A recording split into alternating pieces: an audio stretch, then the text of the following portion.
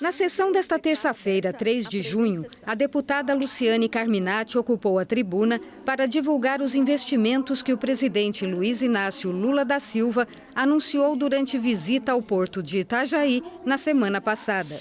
844 milhões anunciados para investimentos no porto de Itajaí. Pergunta que fica: onde estavam o governador e o prefeito da cidade? E eu venho de uma educação de casa que diz que nós podemos não gostar de quem são eleitos, mas nós precisamos aprender a respeitar as autoridades. O que foi anunciado, então, neste porto de Itajaí? A dragagem do canal do rio Itajaí-Açu, 90 milhões, 16 metros.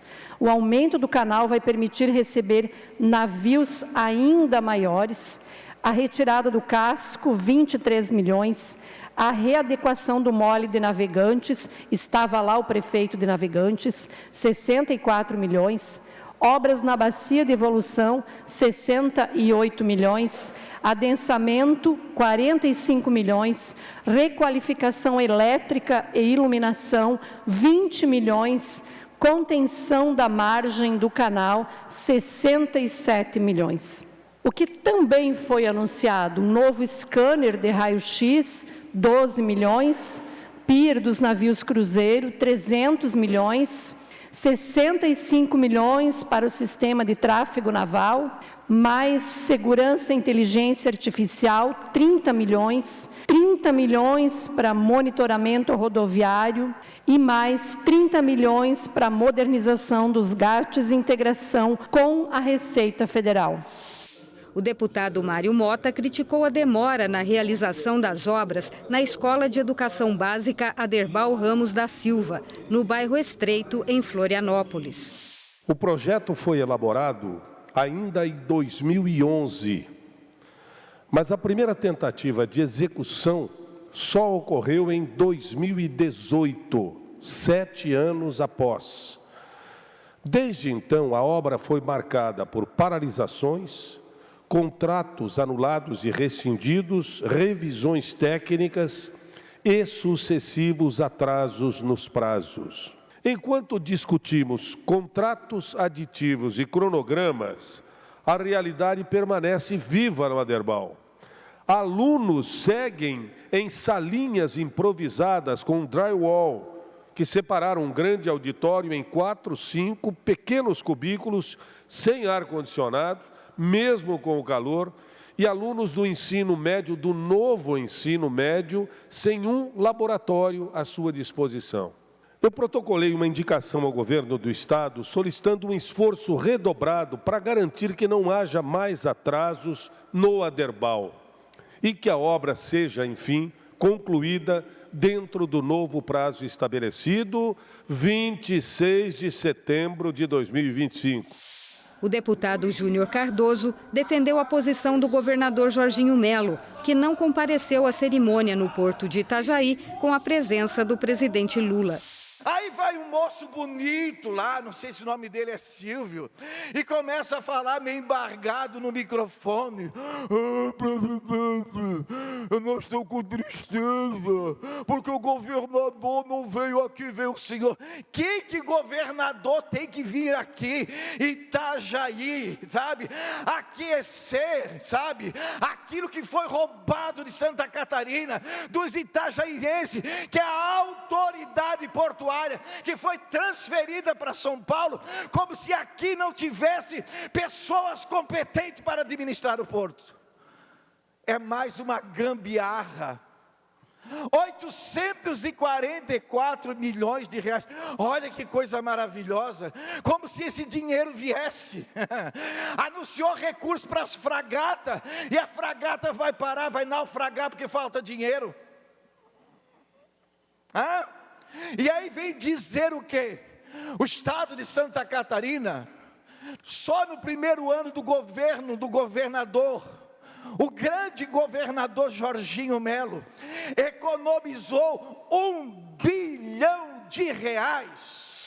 O deputado Alex Brasil comunicou a resposta que obteve da ANTT, a Agência Nacional de Transportes Terrestres, sobre uma possível solução para a falta de mobilidade no Morro dos Cavalos, na BR-101, em Palhoça. A resposta deles é de que eles estão pedindo com que o contrato feito com a empresa Artelis possa receber um aditivo e dentro desse aditivo a gente possa conseguir fazer com que a Artelis se responsabilize pelo nosso Morro dos Cavalos. Lógico que isso passa por alguns trâmites. Nesse momento, esse trâmite está sendo analisado pelo TCU e após a aprovação do TCU, daí sim vai para o Ministério dos Transportes para que a gente possa dar continuidade nas nossas solicitações. Além da situação que é a principal, que seria a criação de túneis ou através da proposta do governador do estado de fazer uma outra via de acesso, além dessa situação, eu deixei bem claro as nossas demandas de que hoje nós sequer temos ali pontos de escape. Nós não temos. Se um caminhão perde os freios, o que acontece com ele? Ou ele capota, ou ele mira no barranco para tentar parar seu caminhão. Nós não temos uma estratégia de fuga onde possa permitir que pelo menos aquele caminhão que perdeu os freios no Morro dos Cavalos possa ter uma saída de emergência. O deputado Tiago Morastone criticou a falta de mobilidade no trecho da BR-101 entre Pissarras e Porto Belo. A região entre Pissarras, Penha, Navegantes, Itajaí, Balneário Camboriú, Itapema e Porto Belo representa grande parte do PIB catarinense. Ali estão os nossos portos, nossas indústrias, nosso turismo. Ali estão as nossas famílias, o nosso povo trabalhador, a nossa vocação logística. Mas o que temos em troca? Um gargalo que custa mais de R$1 bilhão por ano só em prejuízos logísticos. Turistas deixando de vir, moradores perdendo qualidade de vida, empresas sendo penalizadas. E a obra mais básica, a ampliação da pista com uma terceira faixa, ainda está no papel. Eu protocolei nessa casa um requerimento ao governo federal e à ANTT, exigindo explicações, cronograma e providências. Mas isso por si só não basta. É hora de mobilização. O deputado Napoleão Bernardes defendeu o reconhecimento das guardas municipais como integrantes das forças de segurança. As pesquisas de todo esse ano apontam que o que mais aflige os brasileiros é a falta de segurança e a sensação de insegurança. Então, num cenário em que a gente tem, por um lado, o problema da segurança pública como o problema número 1 apontado pelos brasileiros, e, por outro lado, instituições que, na prática, já exercem um policiamento ostensivo, um policiamento comunitário, o STF entendeu pela competência das guardas municipais para esse policiamento ostensivo e comunitário. E nessa esteira, o Senado da República, agora recentemente, também aprovou uma proposta de emenda à Constituição para estabelecer e colocar lá na Constituição, reconhecendo também o papel dessas guardas municipais como uma força do sistema de segurança pública. E, na verdade, é reconhecer aquilo que já acontece na prática. E nós temos uma PEC tramitando aqui na Assembleia Legislativa, uma proposta de emenda à Constituição exatamente para isso, para colocar nesse rol, não no sentido de dividir nada com ninguém, mas pelo contrário, para somar aquilo que já existe, para que numa ação coordenada, cada qual no seu quadrado, como se diz, cada um na sua esfera de atuação, mas que também as guardas municipais possam ser compreendidas como forças de segurança e assim contribuir numa ação organizada, numa ação orquestrada, numa ação com sintonia, numa ação cooperada, com cooperação de esforços, as forças se juntando e se somando. O deputado Ivan Nats defendeu a municipalização do complexo esportivo do SESI em Blumenau.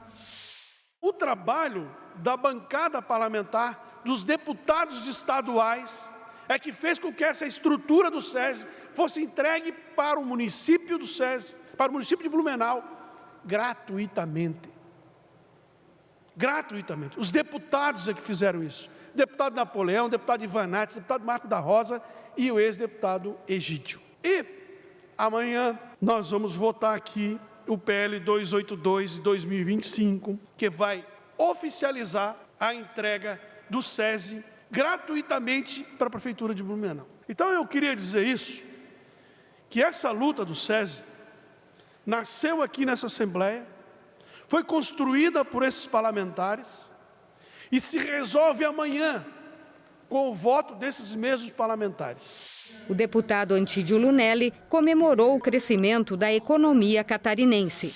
Hoje eu venho a esta tribuna para destacar um dado relevante sobre a economia de Santa Catarina, que cresceu 7,6% no primeiro trimestre deste ano.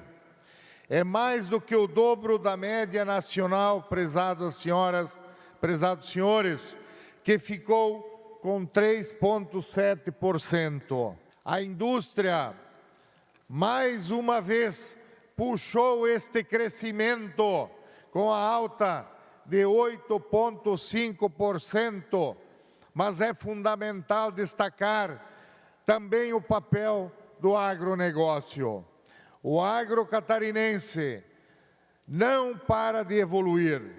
Com tecnologia, inovação e gestão, o campo está cada vez mais conectado com a indústria e o comércio, formando um ciclo virtuoso que movimenta a economia, gera empregos e sustenta o crescimento regional. O deputado Mauro de Nadal falou sobre a importância do programa Parlamento Jovem, que tem mais uma edição sendo realizada nesta semana. Ele também sorteou as escolas que farão parte da próxima edição em novembro. Muitas vezes as pessoas simplesmente elas se manifestam dizendo que não gostam da política, mas nunca elas foi oferecido, quem sabe, a oportunidade de estarem ao centro, onde acontecem todos esses procedimentos na fase de legislação. E aqui vocês têm essa oportunidade de passar alguns dias conosco, onde discutem toda a tramitação das matérias, entendem como os projetos são analisados. Então eu quero parabenizá-los por terem aceitado esse desafio de estarem aqui. Eu tenho absoluta certeza que vocês sairão daqui com uma visão totalmente diferente do que é o parlamento e muito mais otimistas quanto ao dia a dia e atividade parlamentar, quer seja nas três esferas de poderes, tanto municipal, estadual quanto federal.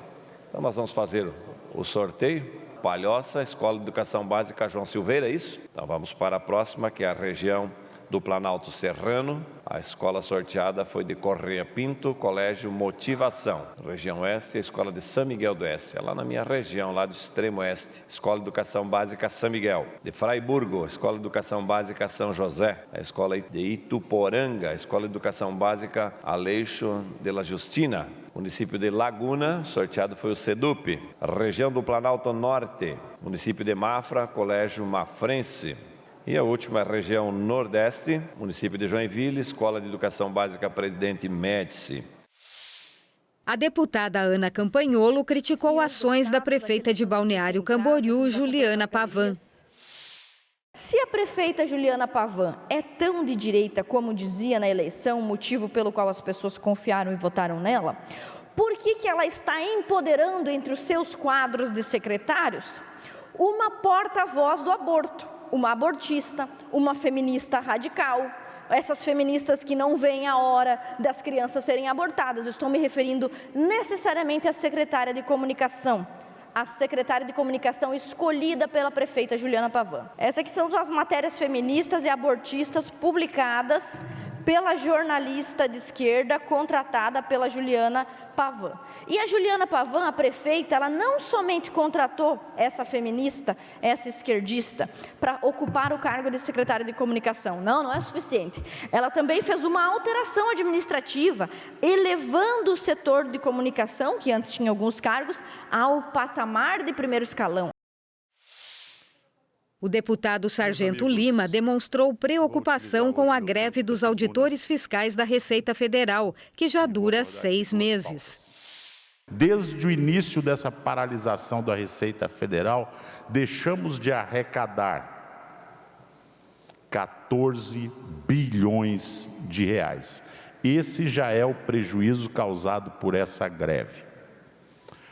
daquilo que foi deixado, deputado Volney Weber, de ser arrecadado. Não estou falando do lucro do empresário, que gera emprego. Não estou falando daquele coitado, que é dono de um caminhão e depende da liberação alfandegária lá no porto para colocar um contêiner em cima, o dono daquele caminhão. Não estou falando do prejuízo desse coitado, que é um coitado porque mora no Brasil, porque trabalhou até o dia 29 do mês passado somente para pagar imposto. Por isso que é um coitado, como todos nós.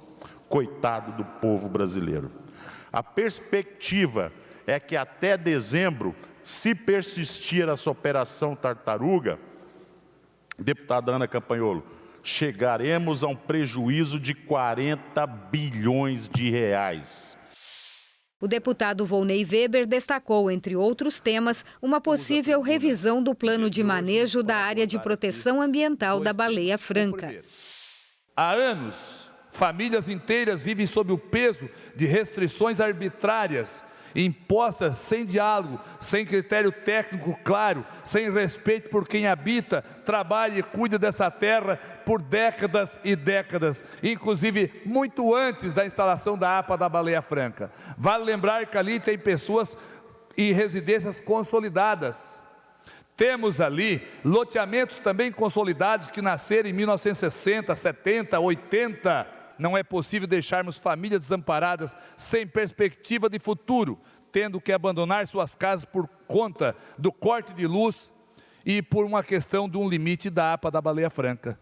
Eles já estavam antes na região, possuem documentação, licenças dos órgãos competentes e aí, do nada, precisam sair das suas casas? Qual a lógica disso?